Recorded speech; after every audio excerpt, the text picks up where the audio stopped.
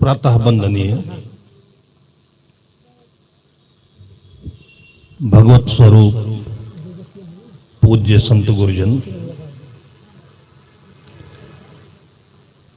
श्रद्धामती देवियों एवं धर्म प्रेमी बंधुओं,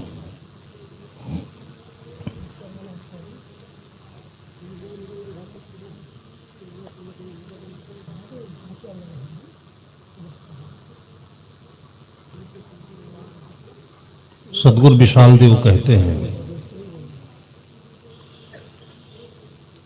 अपने भाव से हानि है, अपने भाव से लाभ। भाव शुद्ध करने हितै संत बंदी ममथाभ।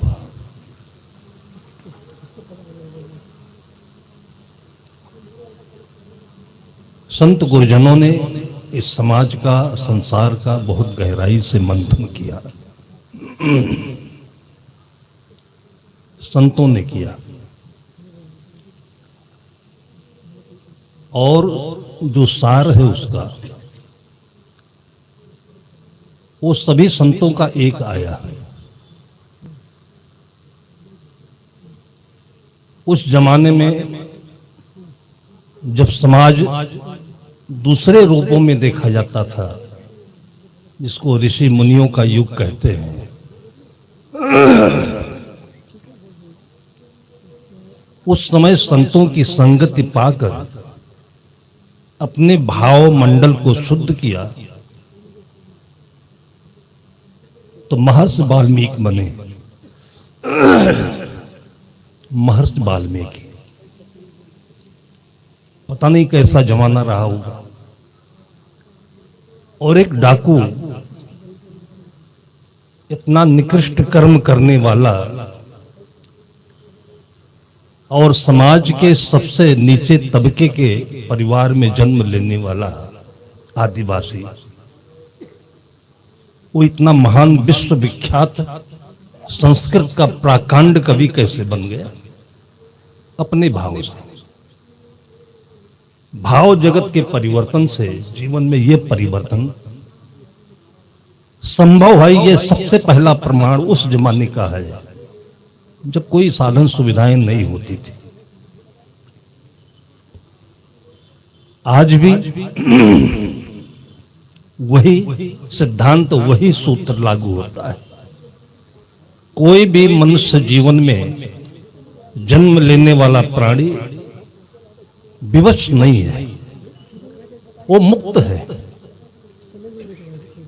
मुक्ति के विषय में इतने झगड़े, इतने विवाद, इतने शास्त्रार्थ होते हैं।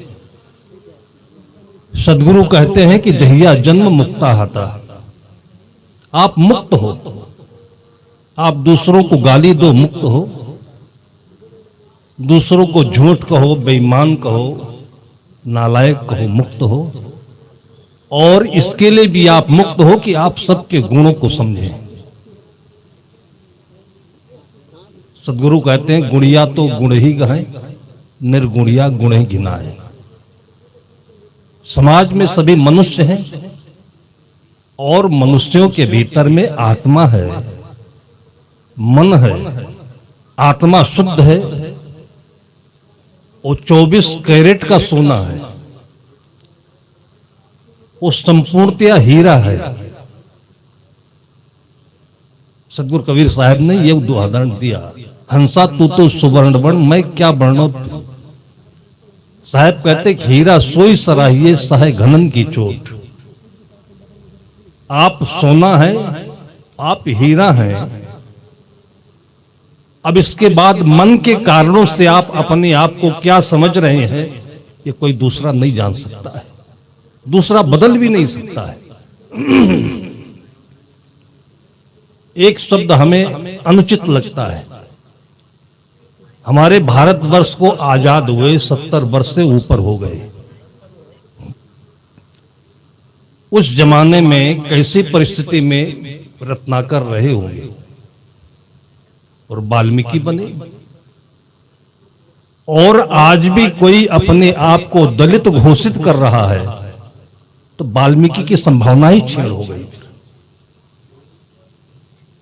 जिसको महात्मा गांधी ने एक बहुत प्रिय शब्द दिया, हरिजन, बहुत शुद्ध शब्द था,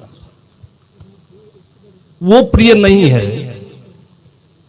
और ये अपने को बहुत दुखद है कि हम स्वयं अपने आप को दलित घोषित कर रहे हैं। दुखद है ये। किसी ने आपके गर्दने को बांधा नहीं, किसी ने आपको संविधान से विवश नहीं किया। अब आज उस भूमिका में आपने जन्म लिया कि हंसा तू तो सुवर्ण वर्ण, और फिर हम अपने को दलित बोलते हैं। हम कहते आप अपने को ब्राह्मण क्यों नहीं बोलते?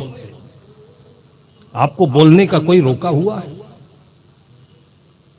हर एक जातियों में पटेल को देखिए वो सिंह बोलता है, यादव को देखिए सिंह बोलता है। कोई भी सिंह बोलता है, किसी ने उसको डंडा मारा क्या? हम कहते उससे आप आगे चलकर अपने को साधु बोलिए, आप अपने को महर्षि बोलिए। अभी किसी सरकार की एक योजना आई, गांव-गांव में सफाई करने के लिए कुछ लोग नियुक्त किए जाएं।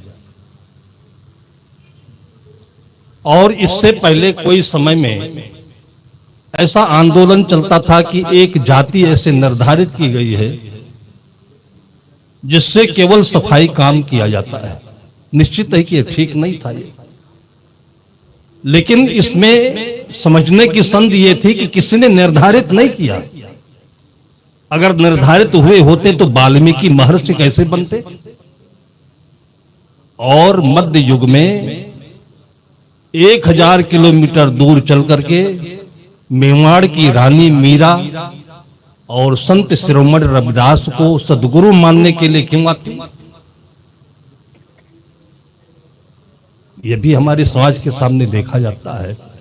इस उदाहरण को लेकर के हम अपने आप को आज ही ब्रह्मर्षि क्यों नहीं घोषित करते? सफाई कर्मियों की जब नियुक्ति होने लगी तो जिनको सफाई कर्मी का पारंपरिक रूप से करने का एक क्षेत्र मिला था कहने के लिए, उसमें से कितने पढ़े लिखे अच्छे काम में लगे। और सफाई करना भी कोई बुरा काम नहीं होता है।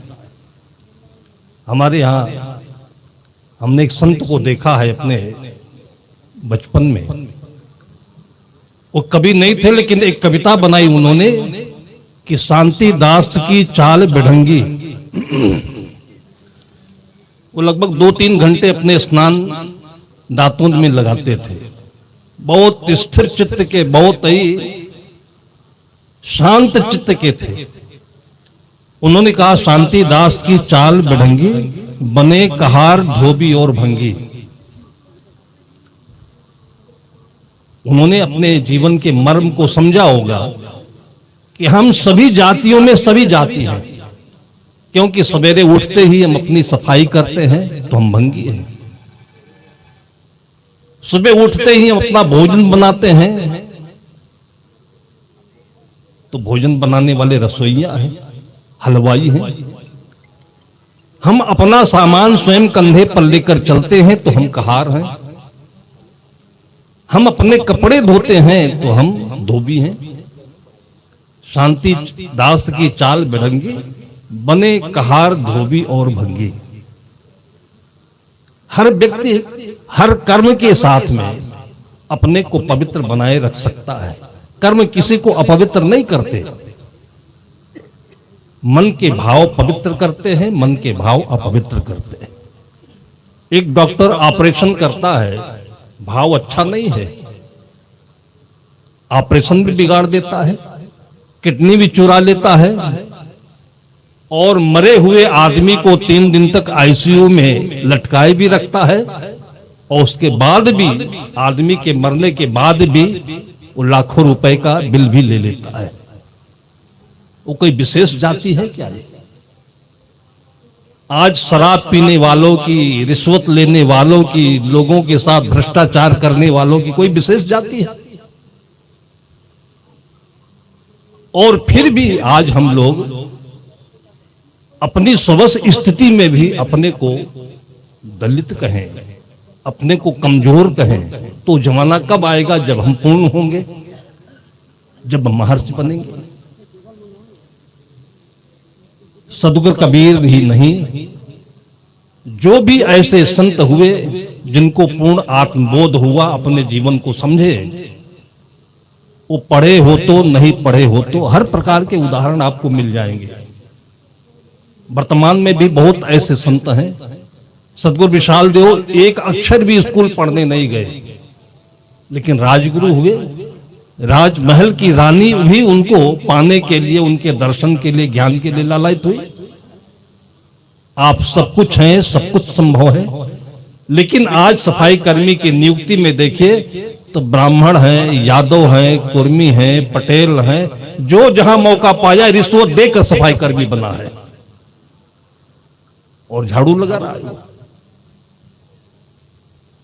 जब हमें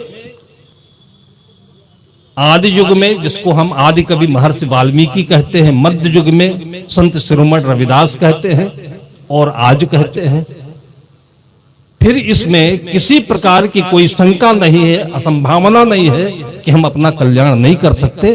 सदगुरु कबीर साहब कहते हैं कि हंसा तू तो सुवर्ण वर्ण क्या वर्णों में तो है, जहिया जन्म मुक्ता हता।